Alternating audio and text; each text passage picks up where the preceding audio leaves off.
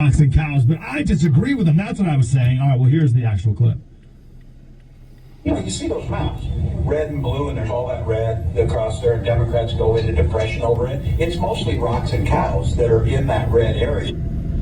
Congressman Pete Stauber represents those rocks and cows. Congressman, how are you, sir? Good morning. I listened to that comment, and it's just despicable that Tim Walz calls Greater Minnesota and Greater America rocks and cows. And it's right there. He says, "Oh no, I was saying it's not rocks and cows." Like, no, obviously you were, and of course you truly do believe that. What do we need to know about Tim Walz? You know the man. You live there. Yeah. So, first off, this pick is the most dangerous, far left, radical socialist ticket that the United States of America has ever seen. Tim Walz he's a very extreme governor. If you look at all the laws that he signed in and supported, I mean, we went from a $19 billion, that's what it'd be, $19 billion surplus to a $10 billion tax increase the very next year, and he expanded our state government by 40%. This is a governor that wants to make Minnesota a sanctuary state. This is a governor that gave driver's license, illegal immigrants driver's license to vote, free health care to illegal immigrants, free college to illegal immigrants, putting feminine products in both boys and girls' bathrooms as young as 4th grade. This is an extreme, just a very extreme ticket.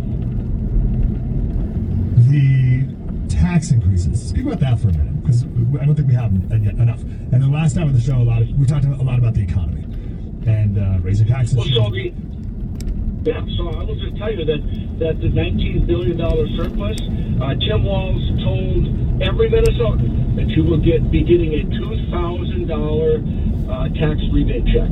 Every tax-paying Minnesotan, you get a $2,000 tax rebate check. Never happened, and he said that on the campaign trail.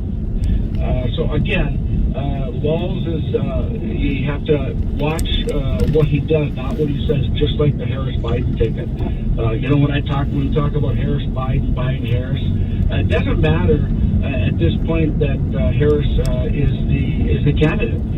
She is, I say it's the same car, different driver, and picking Tim Walz is a perfect radical fit for him to sit in the back seat of that car. Yeah, I want to ask you about that, because some people are saying that, well, listen, the VP pick doesn't matter, so why are you spending so much time talking about Tim Walz? What does that have to do with Kamala? What do you say to that? Well, I think that it has to do with decision making.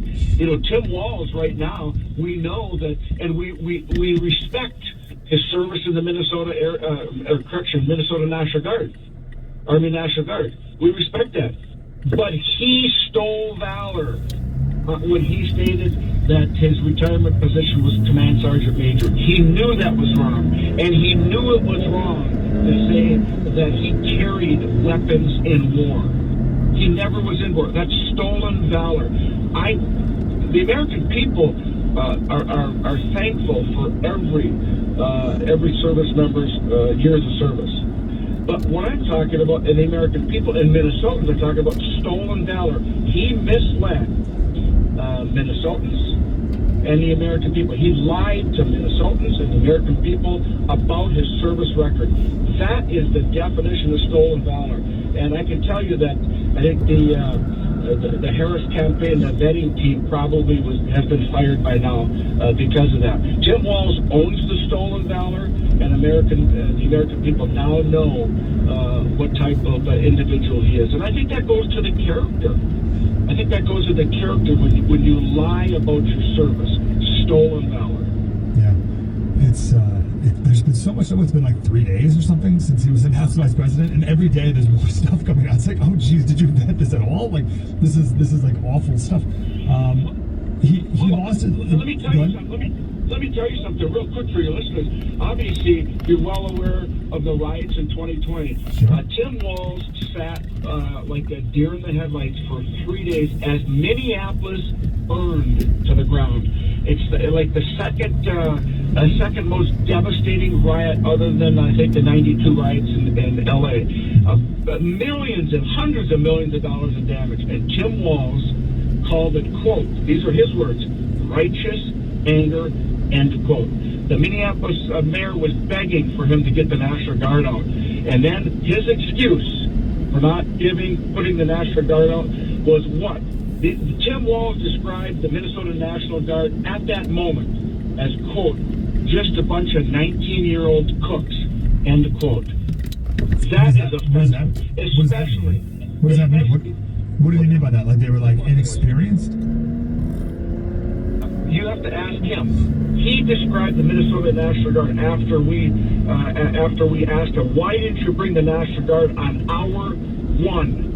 And he says, what? They're just 19-year-old cooks. He described. Let me play it. I haven't heard this before. Let me play. Here it is right here. I gotta press mute on me. Here it is. I mean, I think to the mayor, the mayor knew what he was asking for. He wanted the National Guard, and what does that mean? I think to the mayor, yes, I think it's a perception. I'm certainly not questioning that. I think the mayor said I request the National Guard. Ooh, this is great.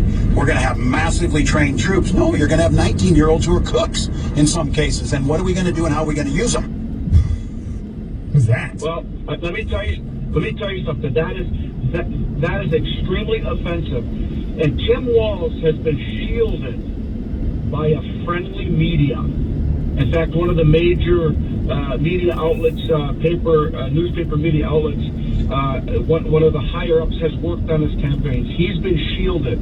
And let me tell you something. My wife served 23 years in the Minnesota Air National Guard. She retired as the first command chief in the state's history at the 148th Fighter Wing F-16 unit, and she deployed to Iraq. What Tim Walz said and described to the service members of the Minnesota National Guard was despicable, calling them, quote, only 19-year-old cooks. And very, very frustrating. And I can tell you that people in Minnesota, when they're hearing this, literally for the first time, they're disgusted because he has been shielded. And let me tell you something. In the last election, Tim Walz was soundly rejected in greater Minnesota, soundly rejected. And I'm telling you, America's going to reject him too. And that goes to the Kamala Harris decision-making. Steve Grove is the guy who runs the Minnesota Star Tribune, who you're speaking of. If anyone wants to search up Steve Grove, who used to work in Walz's not only campaign but cabinet as well, and just walks right over to the main newspaper in the state. Of course, is only going to get friendly coverage. It's a while. But on the National Guard, isn't it the same National Guard that he was a member of in the Stolen Valor in question? Isn't that the same National Guard that he deployed to Italy with, or is that a different National Guard? Well, it certainly could have been. He was in Governor Walz was in the National Guard in a unit in southern Minnesota. I guess it's wild because he's like the Stolen Valor is the one aspect of it, and that's bad enough. But then the insulting of the National Guard at the same time, it's like you could either of those are bad.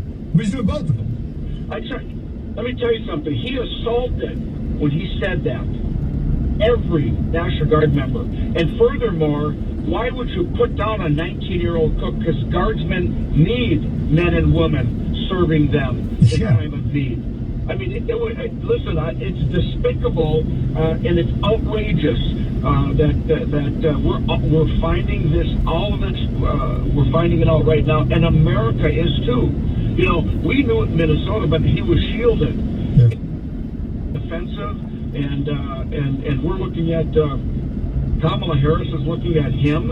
I mean, can you imagine Tim Walz having to make an immediate decision? He failed leadership in 2020 when he sat for 3 days. Minneapolis has not been the same. 40% of the Minneapolis cops are gone because of that. Their retention, recruitment, morale is down. when you make a decision to let the 3rd precinct in Minneapolis burn down, it's offensive, and we need leaders that support the men and women in blue, and understand that safe, secure communities are prosperous and hopeful communities. I can tell you this: there was a state trooper who's now retired. When he was leaving that riot zone, he said that about a 4 or 5 year old boy and a mother holding like a 3-month or 4-month-old child. That young boy came up to him, pulled on his pants, and begged him not to leave his neighborhood. That trooper said he'll never, ever forget that, and he has seen a lot in his life. This is how bad it was, and Tim Walz failed when Minnesota needed him the most. For 3 days, let Minneapolis burn, and it's still not the same. Okay, my last question. All that being true, how did he get reelected? Again, in 2022, against Scott Jensen, who, by the way, won Tim Walz's congressional district that he used to represent by 8 points. So the people outside of Minneapolis rejected him. So maybe the question is, how did Minneapolis get so wacky? But all you just said is true, yet still he won re-election again, which leads many to be concerned that he could still win this race as well on a national level. Well, let me try to explain this to you. In greater Minnesota, if you just take Minneapolis, St. Paul, Hennepin, and Ramsey counties, those are the bluest counties. Every other county, for the most part, he got destroyed in.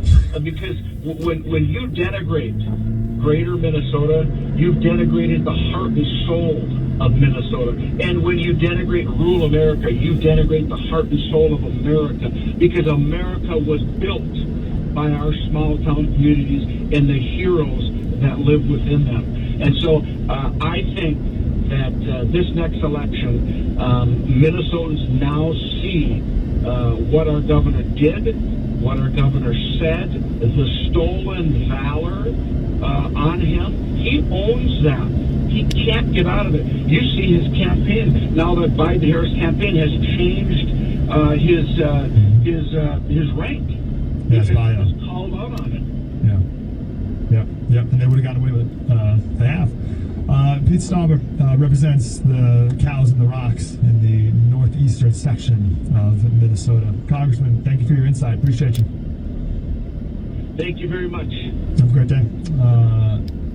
Keep accents alive. I love accents. I cannot tell you enough how much I absolutely